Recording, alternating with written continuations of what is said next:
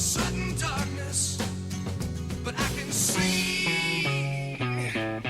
No sugar tonight in my coffee, no sugar tonight in my tea, no sugar to stand beside me, no sugar to run with me.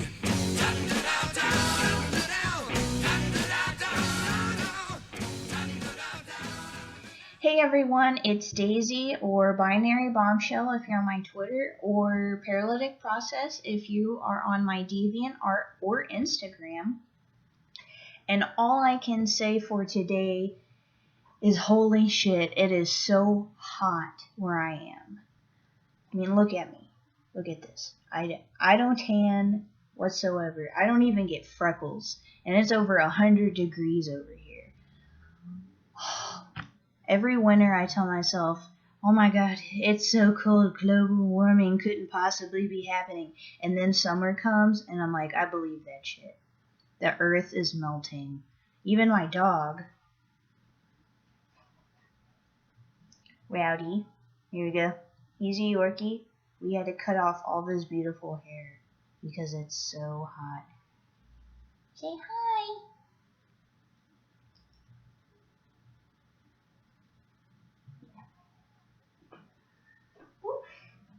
So today we are discussing silence and separation by request. You requested this on DeviantArt, and today we're going to talk about it. Silence and separation is actually part of a collection of poems that I actually wrote to my husband before we met. So I wrote probably... I know I wrote at least 50 poems to my husband, like years before we met. So I'm hoping to one day put them all together in an actual book, because I think we all spend some part of our life when we're younger thinking about who are we going to marry, who are we going to spend the rest of our lives with. I mean, not everyone is so inclined, but I remember thinking, one day when I was feeling really insecure about myself, like, wow, I hope one day the person that I marry accepts me for who I am. And so I would just write to him. I had no idea what he looked like, who he was, what he did, where he even lived. And I would just write. And it made me feel better being able to talk to him beforehand. I don't know if that makes sense, but I definitely think they're some of the sweeter poems that I have in terms of content and romance. It still has that dark twist that is pretty recurrent with my writing style, but all in all, this poem is very romantic. So let's get started with the reading. Silence and separation. If forwards isn't working, read me backwards.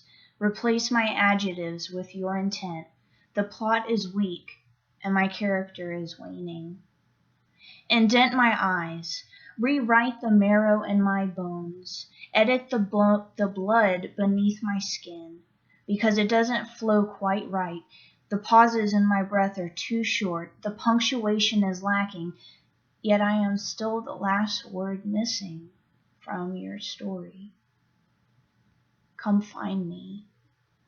Come find me. Come find me. You were meant to. So, I wrote this poem in it was 2009 or very early 2010. And this was actually part of the Weather Near the Atlantic collection that I mentioned in the last live reading with tachycardia. And it was, if you watch that one, it was during that time where my heart was broken. I thought maybe I'd be alone forever, wasn't sure what the future would bring, and I would just write to my husband, who is, his name is Barclay, and I would just start this dialogue with him, even if he wasn't listening. I got married in 2012 to him, like the very end of 2012, like December 1st, actually. So I wrote this at least 3 years before I even met him.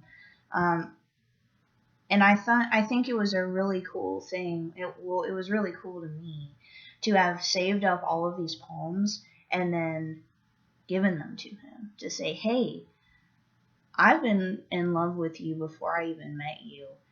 You know, I felt like we already had a relationship before we actually met and got married. So it was just really interesting to see things fall into place. As far as breaking down the poem stanza by stanza, this was kind of one of those poems where it pretty much was saying, I don't feel like my complete self. Things aren't going right for me. If forwards isn't working, read me backwards. Like, oh, it's my dog causing ruckus. I'm sorry. You know, of course, looking back now, I know that I was fine the way I was, but it was, you know, if this part of me isn't working, maybe your part will work for me. Kind of like completion. That's really the best way I can describe it. Sometimes we as writers, we just put things in there because it sounds good. And I think some of these lines were that instance. Indent my eyes, rewrite the marrow in my bones, edit the blood beneath my skin because it doesn't flow quite right. The pauses in my breath are too short, the punctuation is lacking, yet I'm still the last word missing from your story. It's really interesting to think about what your spouse or future spouse is doing before you meet them. And that's pretty much what this second stanza is talking about. I don't know what you're doing. I don't know who you are. I don't really even know completely who I am. But one day we're going to meet, and it's going to be one of those things where it's like, wow, I've waited for you my entire life. And honestly, that's how it was for me and for him. I remember we told each other we wanted to get married probably, it was 2 months into dating. We dated for a total of 9 months and we got married. That's how well we clicked and how well those pieces fit together. And we'll be married 3 years in December. I think that's pretty awesome. Of course, that doesn't work for everybody, but that's what worked for me, and I'm very happy. Come find me, come find me, come find me, you were meant to. I don't know who you are, but you're the one that's perfect for me. I think we all have this idea of the person that we want to marry, what they look like, what their personality is like, will they share the same beliefs as us, what opinions will they have. It's actually kind of fun to think about. But we know that in our head, no matter what that person may be like in our head at the moment, the person that we fall in love with, and that's the right person for us, we were meant to find them and they were meant to find us. And that's really all there is to it. People, sometimes opposites attract. Sometimes people with similar personalities attract. Sometimes things just happen that we don't expect to happen. And that's what was my case. Didn't even expect to meet my husband. And I honestly had told myself at that point, I'm probably going to be alone for the rest of my life. I know, that's kind of depressing. But he felt the same way. I was like, man, I'm just not really finding someone that I truly click with, that I can meld minds with. I really love having intellectual discussions, and pretty much every person I'd ever been with did not. And I knew that he was the one for me. On one of our dates, we talked for 4 hours about science and psychology and a whole bunch of really cool intellectual things that interest me and interest him. And it was just like, my search is over and he made me feel so loved, and he's so funny, and I just can't imagine being without him now. And I'm so glad and I'm so lucky that I found him. So that's really all there is to silence and separation. I don't know really what else to say except please keep sending me requests.